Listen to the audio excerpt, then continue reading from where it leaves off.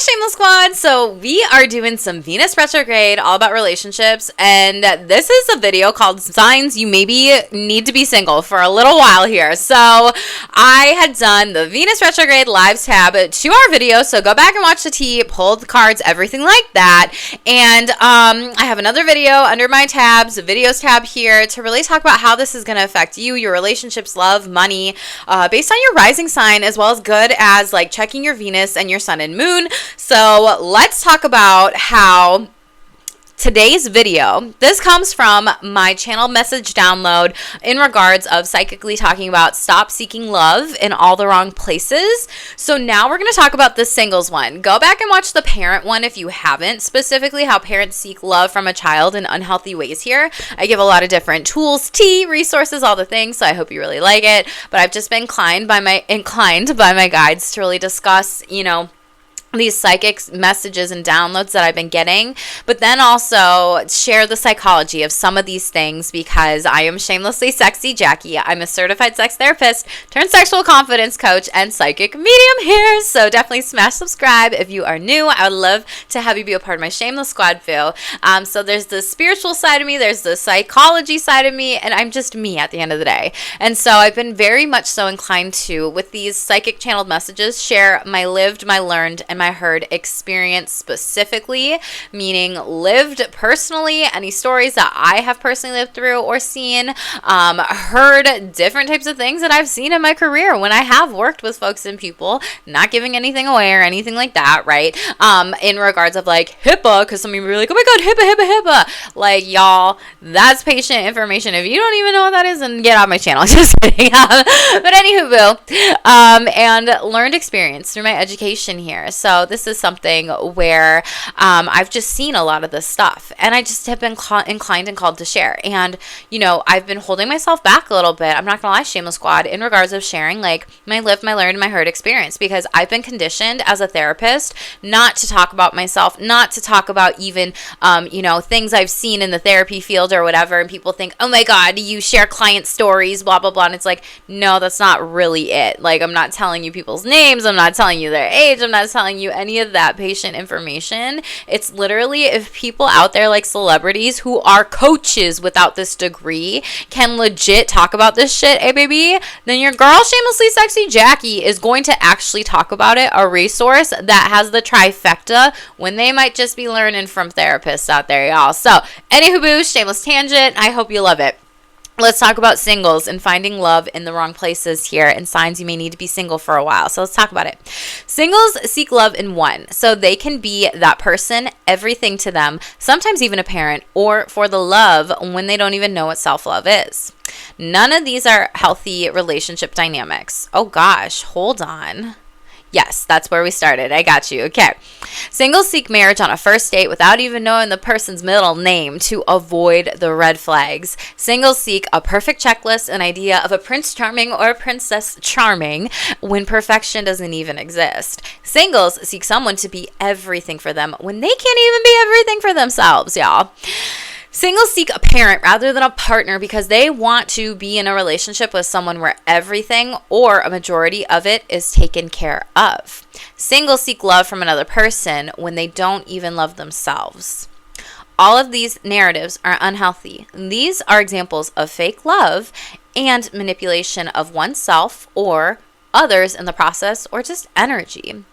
Here's what real love in relationships look like. Real love eliminates the expectation that a partner can be everything for you. Real love is being able to let go, enjoy the process of dating, enjoy the process of falling in love and being around that person. It eliminates the expectation of marriage, a partnership, or even a commitment right away. Real love is knowing your standards and boundaries of how people treat you, not a checklist of requirements, demands, and how a perfect partner should look, be, or act here, okay? Real love is being with a partner who challenges you to work on self-love and does not allow you to enable behavior of that person to reassurance seek from a partner. Real love is choosing to be a partner and not a parent in a relationship. Real love is knowing you don't have to go on a million dates to find a partner who you could fall in love with in the off chance, but keeping the faith that the right one will come and believing that. Real love is not needed someone to complete you, but you to complete you. If you want a relationship that is healthy, make sure you are consistently working on the relationship with yourself. If you can love yourself and be in a partnership with another person, or you can love yourself and be in a partnership with another person or people, y'all. I said that weird. Don't expect them to stay, though, when or if they consistently say it would be great for you to go on that. Maybe you could seek help with this. Boundaries sound like a good idea. Can you please change your tone of voice here? I think it could be good for you to work on these self-deprecating comments or what it is you need to love yourself a little more lately. And some partners will never do that, so don't expect it. Some will leave, run, or even hide from hard conversations. That shows that you have found love in the wrong places. There can be a pattern of this, of what's normal to you is actually unhealthy dynamics, and you never knew. So if you want a relationship, partnership, or a commitment with another person, make sure you consistently work on yourself. Understand your values, boundaries, beliefs, views on sex, relationship types, money, spirituality, health, wellness, practice self-care rituals, routines, coping skills, emotional regulation skills, and love yourself every damn day so much that you show up better for that partner, your relationship, and yourself. You are never done growing. You are never done working on the best version of yourself. Consistency is key, so make sure you are turning it every day. So Shameless Squad, let's talk about this. A lot of people think like, oh my God, like when am I going to fall in love? When's it going to be my turn? And then they have this victim mindset and mentality specifically. When you're operating from that victim mindset here, then you're not ready to be in love specifically overall with people. And one of the things that psychology, the research shows, and I learned this 10 years ago when I was going to grad school specifically, because RuPaul says, if you don't love yourself, how the heck are you going to love anybody else, right? Like makes you think, and I said that in another video on my channel here, right? But people think like, wow, you need to love yourself before you can actually be in a relationship with someone else. That's bullshit. That's false according to psychology research out here, okay? And that's because what the research shows is we need supportive, healthy people in our life to hold us accountable, to growing, to learning, to fostering this idea of self-love within ourselves here, and to love ourselves a little bit more in the relationship with ourselves specifically, y'all. And that's something where some people think, well, you're not ready for a relationship because you don't love yourself. That is bullshit. I have been in relationships with people, y'all, where I didn't fully love myself. So how are you going to come with that? You know what I mean? So we're going to break some myths with that in regards to relationships. Like, this is my bread and butter, babies, okay? So this is something, like, an example is, like, I had been dating my partner. We've been together for over 7 years here overall. And we moved in after 2 years of dating each other. And this was, like, in our first month of dating, whatever, or however long it was. And he said, yeah, like, if we broke up, like, it would suck. I would grieve the loss of you, everything like that. But, like, I would be happy. I could go on and live my life and whatever. And I was like, damn. I was like, holy shit. I need to go work on myself and my self-love and my self-esteem, because I was putting all of this idea of if this one person just loved me, then I would love me. But that's not true, you guys. Like, y'all, that's not true. I don't want to say guys, y'all. I want to be inclusive on my channel. So just pay attention to that. So I had to do my own freaking work. I went to therapy. I went to coaching. I hired mentors. I read books. I applied different steps that worked for me. And the true thing of it is you cannot seek somebody to completely fulfill you or fulfill your life or just find love in one person. And here's the thing. We are all technically polyamorous. You want to know why?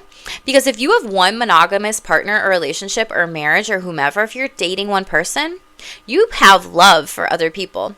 If you got children, I bet you love them. And if you don't, go watch my parenting video, okay?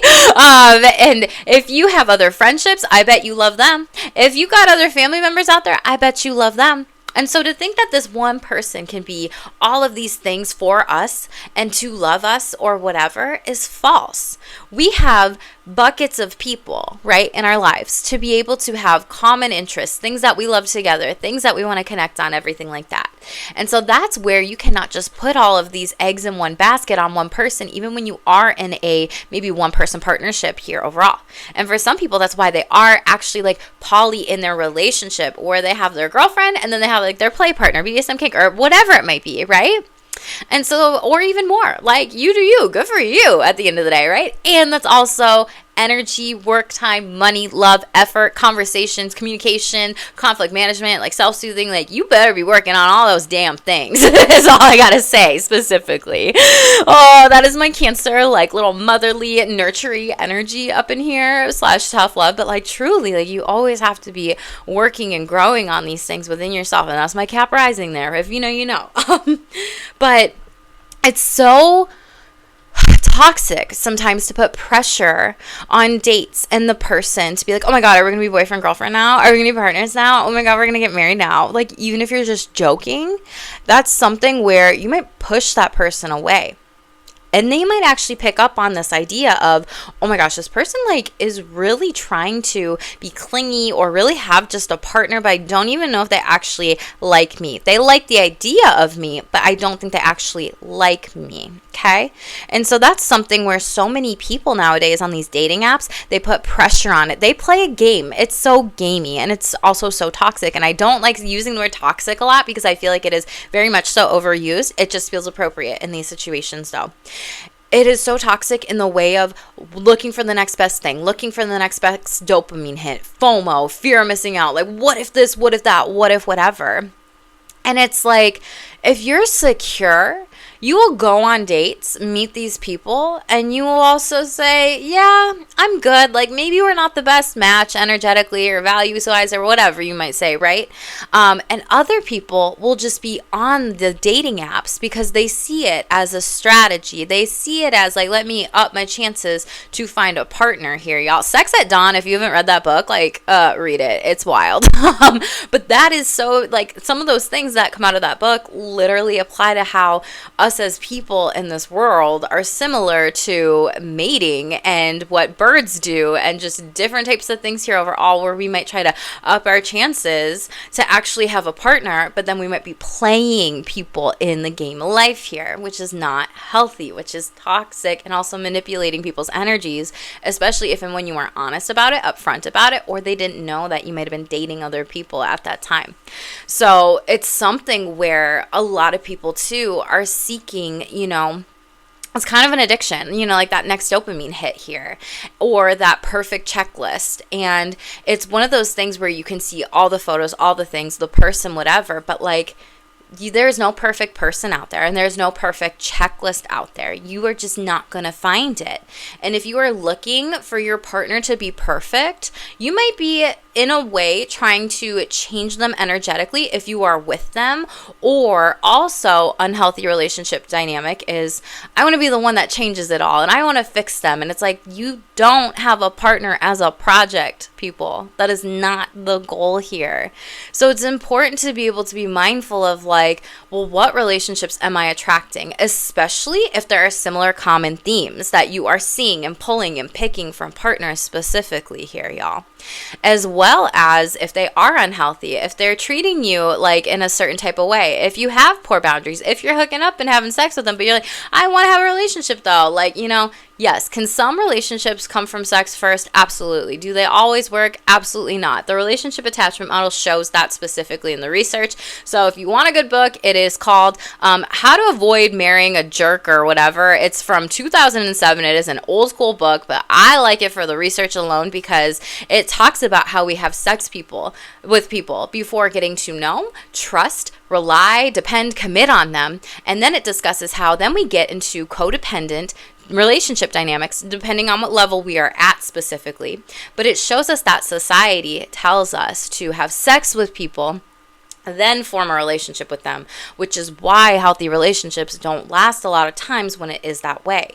And I'd be curious, I don't know the research nowadays of like, you know, what percentage of people have sex with somebody and then like their relationship just like flourishes and it's really good, right? Compared to this relationship attachment model. I will be curious about that in the future. Also, if you got any research or good books, let your girl know, right?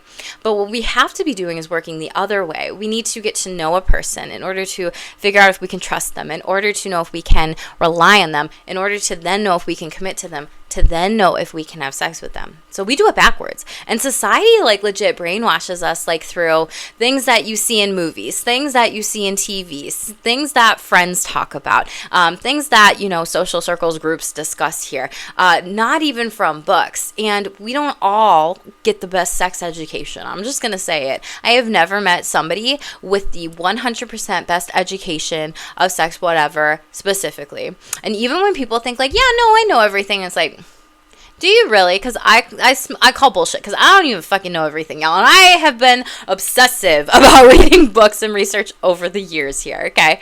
So it's one of those things where we also have to learn new things, learn new research, and also learn about how to pour into the relationship with ourselves and also what our sexual and relational boundaries are. And so this is something as well. If you are just going on multiple dates or just dating multiple people because you don't even know how to be alone in your energies, you have low self-esteem. More than likely. I'm not gonna lie to you. I've seen so many people relationship hop that I'm like, how do you do this? And for me, like, I'm like, this is like a Gossip Girl episode for some people who I have met in the past. And they're like telling me I'm dating this person, then this day I'm going on a date with this person and that person. I'm like, this is fucking Gossip Girl. How do you keep up? Like, I need a blog to know who the F is who here, right?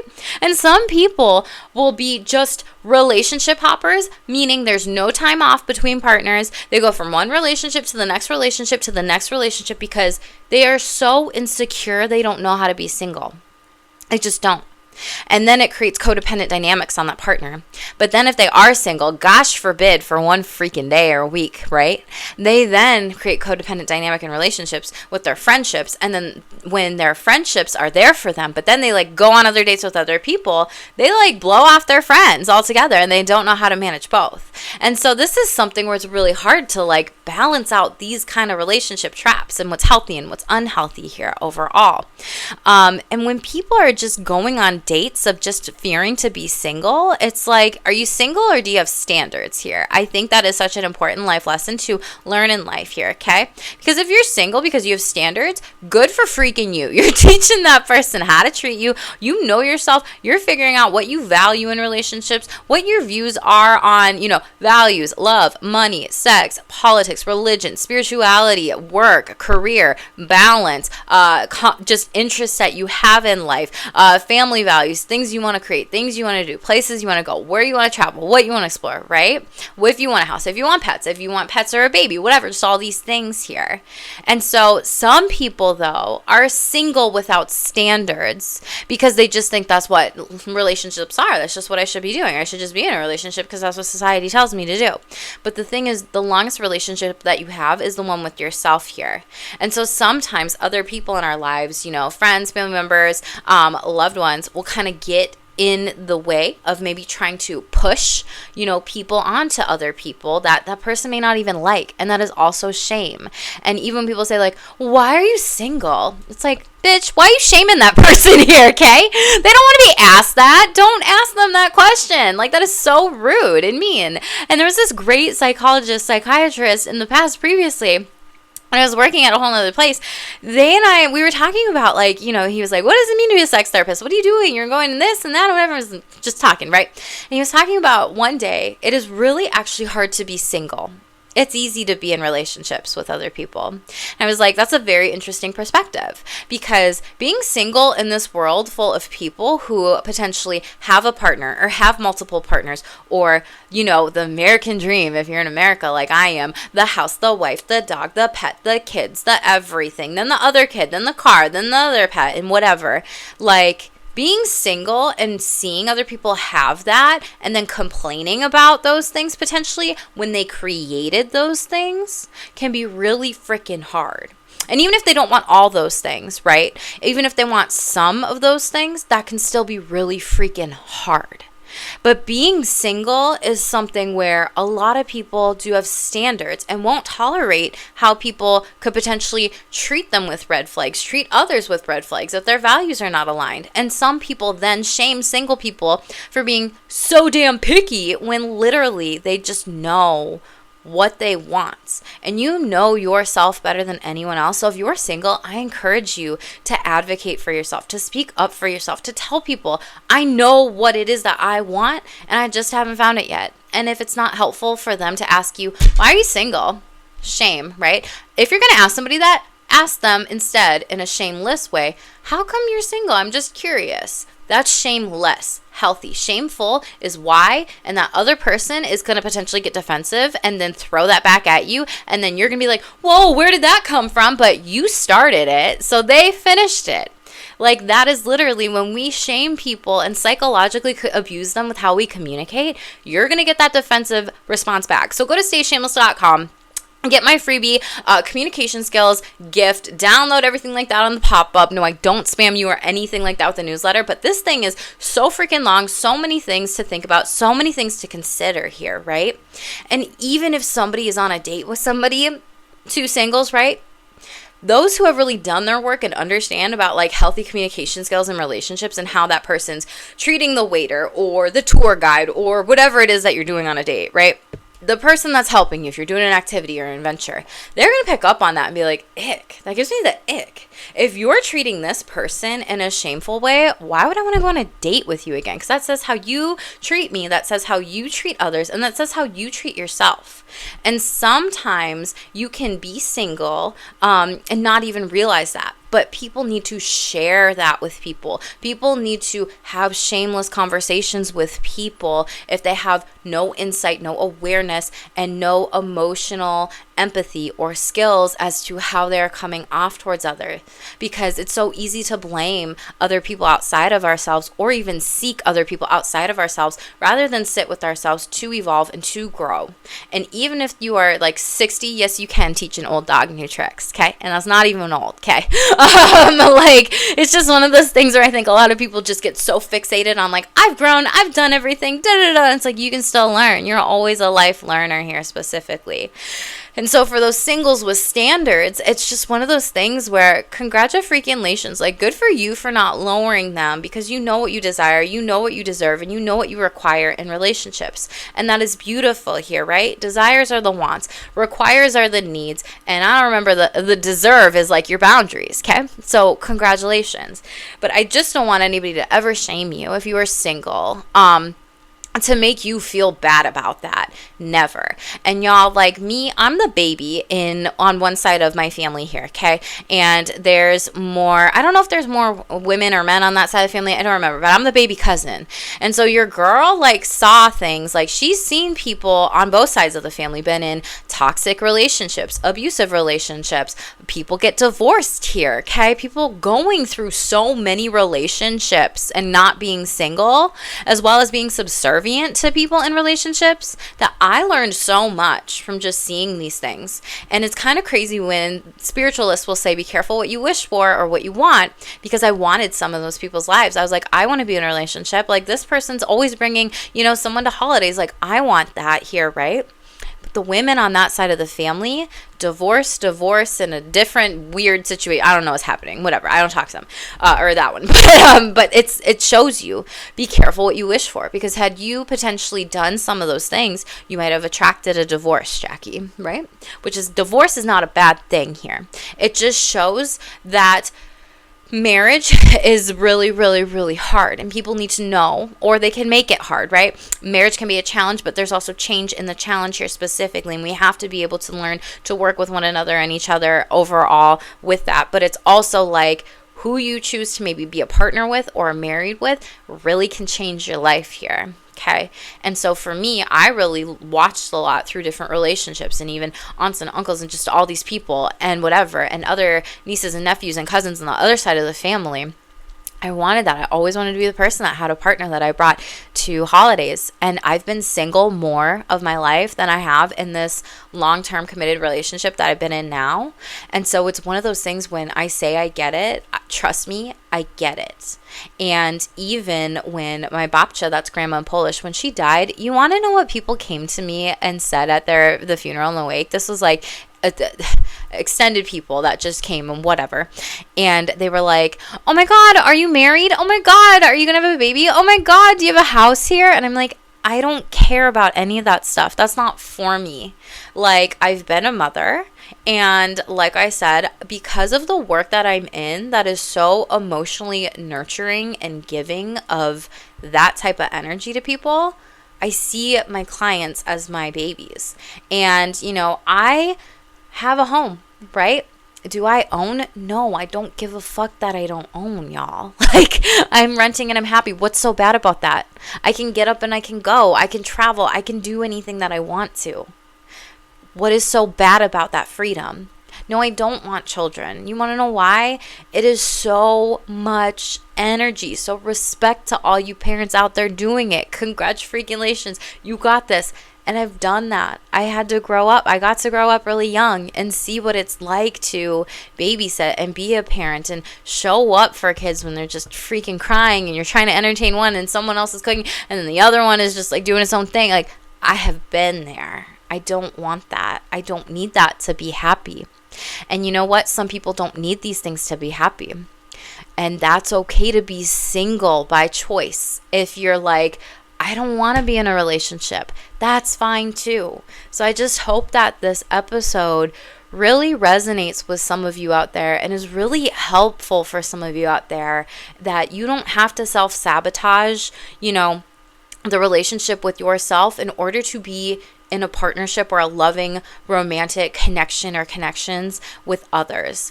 Like, don't ever do that. Don't ever lose yourself in whom you are specifically. Now, here's the thing though. Had I not, said to myself, holy crap, Jackie, this is a wake-up call. Your partner's freaking saying they'd be cool if they would break up, blah, blah, blah, whatever, right? And, girl, you need to go do your work. You need to go to therapy, right? And that's what I did. And now, like, me and my partner, we've been together for 7+ years, and he's also a therapist trained, too, whatever, and does skills and all this different stuff. If you know, you know. If you don't, that's cool. And, he has actually taught me so much about confidence. And that's the point that I wanted to share. You need people to teach you these things about relationships, and you need support and community who's not going to shame you, shamelessly help and be honest and hold you accountable to things in a very loving, empathetic, and compassionate way. Had I not worked on myself, he could have totally broken up with me potentially, right? So that's why I encourage all of you, if there's something you're struggling with in the relationship with yourself, mentally, emotionally, psychologically, spiritually, financially, like sexually, like, I just hope that you work on yourself here, okay? And know that there are people out there in this world who do want to support you no matter what. And that it's okay to be in a relationship, and if you felt like you've lost the self-love for you, or time for you, or self-care, or self-worth, or self-esteem, or energies, every single day is a new opportunity to start anew at any age. And it's okay to ask yourself every single morning, how am I going to love myself a little bit more today, right? It's a great reflection question here. And so, Shameless Squad, I hope that this tangent of the spiritual psychic download message, as well as the psychology with some things, and my rants were helpful for you. I say all this to share. I don't say any of this to shame. I don't. I say this to really speak up and help educate and share my stories with people and what I've just seen here, to really show that you are never done growing, even if you are in a partnership or a relationship or whatever. And if you are, know that it will always be worked on, okay? It will always be worked on. And same with, like, even family members and the relationship with your parents or your kids or whatever. You will always need to work on these things. So again, be careful what you wish for, because a lot of people get into becoming a parent not realizing what they signed up for. Go back and watch this parenting video if you haven't seen it. In the next one, though, I am going to be talking about, like, how family members seek love in the wrong places, and how there's a lot of different psychological abuse and things that people don't actually shamelessly own and move forward and really heal from and work on within themselves, okay? So, Shameless Squad, I hope this video is helpful for you. Stay shameless, boo. Drop me a heart in the comments below. This was really difficult for me to record here. I'm going to keep sharing my lived and learned and heard experiences, despite what people out there think, because I think it is so damn important to hear these messages. And I want to be somebody who has these trainings, has the credentials, speak on this stuff more, because a lot of people don't stay in their lane with things. And you can share your lived experience. That's great. If you're not in the field, you don't know the research, and you aren't like actually paying for something that could, help you with your career, and you're just bypassing, like, I want to be a coach, but I actually want to be a therapist, but I don't want to go get the degree and like spend all this money here, right? Like, that is so wildly different. So anyway, that's another topic for another day. But definitely smash the subscribe button. Tell me in the comments below it resonates with you, yo. Or just even drop a heart. Please help me grow here on YouTube. I would appreciate you so much. And thank you all so much for being here. Hit the like button too. Share this with anybody who needs to hear these messages too. I hope you enjoyed this. Relationships, love, intimacy, sex series, during Venus retrograde here as I'm posting these videos. So share it with a friend or someone too who needs these messages, boo. I love you. Stay shameless.